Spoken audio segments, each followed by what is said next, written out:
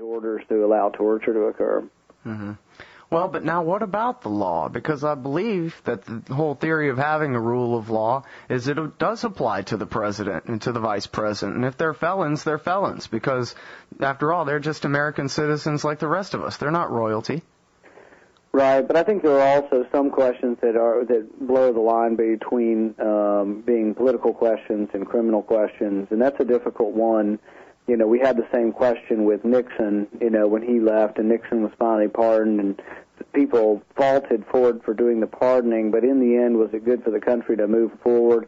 I think it probably was. I think probably more important than the debate over prosecuting George Bush or Dick Cheney is the question of should we torture, and we need to make sure in the future that that doesn't happen again. You know, if you have people that with regard to torture, you know, the question becomes more complicated because some will say they oppose it, but then they just want to change the definition to call something not torture that really is torture. So I think the importance is in moving forward and deciding what policy you have in the future.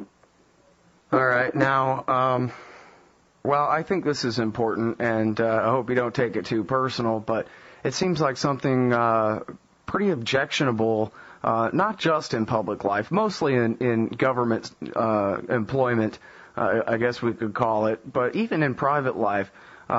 We have problems in this society with the idea of nepotism and the idea of, you know, Bill Kristol gets to write all over the place because of who his father is, not because anything he says has any credibility to it, and that kind of thing. And we have the Kennedy dynasty and the Bush dynasty and the Romneys, and we have all these families following each other into power. And it occurs to me that if our society is really based on the theory of individual liberty and you know, congressmen and senators being the representatives of their local people, it's amazing to me that we would ever need to resort to picking people from families that are already in power in a society of 300 million people. Does that bother you at all, or do you think it does bother you a little but not enough to stop you, or what's your view of the question of political power inside private families in this country? Well, I think the problem is the electoral process makes it very difficult for anybody to run for office and to beat incumbents. Once you have incumbents, incumbents almost never lose. If you look at the rate of incumbency in the United States versus the Soviet Politburo, actually the Politburo had a higher rate of turnover. So there is a problem with that, and people try to look at this problem and say, how do we fix the system? But nobody's been able to come up with a way to fix the system where very wealthy people don't have an advantage by spending their own money. And does celebrity status or being well-known help? Yeah, Jesse Ventura won because of his celebrity. Arnold Schwarzenegger won. And then some people win on the celebrity names of their families. And is there a way to make the world perfect? I'm not sure there is. But I don't think it also is a criticism that says, your family is famous, therefore that disqualifies you from participating in the process. I think you create your own way, and it may open some doors in the beginning. For example, I couldn't have done this in 2006 because, you know, my father's campaign hadn't grown to a national level. I hadn't gone out and helped him in many different states and become well-known to some people in the movement. So, no, I couldn't have done this in 2006 in a statewide race. But it does allow me now to run a statewide race and be treated as a credible candidate. So it has opened doors. It hopefully will open doors in fundraising. But to be embarrassed by that, no, I'm absolutely ecstatic that I'm able to participate in this process and that I can help be a leader in the freedom movement. Mm-hmm. Well, and, you know, I basically feel the same way, too. If the whole apple tree thing works out, then I think I'd be pretty happy to have another Paul in Congress up there. But I do think of it sort of as making an exception because, well, I guess like you say, the system is so unfair now. It takes that. If you were the son of even your father when he was a congressman, but not so famous from having just run for president, you still wouldn't have the name recognition necessary to run for a statewide office like you're doing. It takes some kind of big in to get it into political power in America.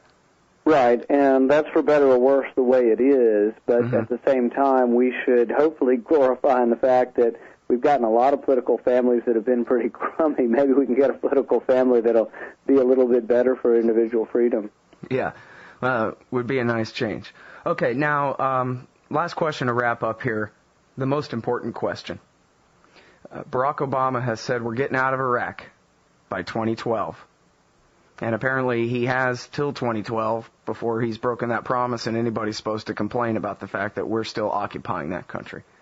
On the other hand, your father, Ron Paul, has continued to speak out eloquently about how we ought to be out of Iraq now, not later.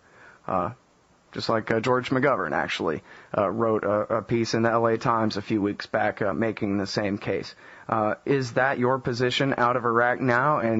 And whichever your position is, would you please make it for us? Yeah, I say not out of Iraq now. I say out of Iraq 2 or 3 years ago, and or never go in, even better. But I think that when you get out, the only thing that you need to propose and that people will accept is that you do it in an orderly fashion.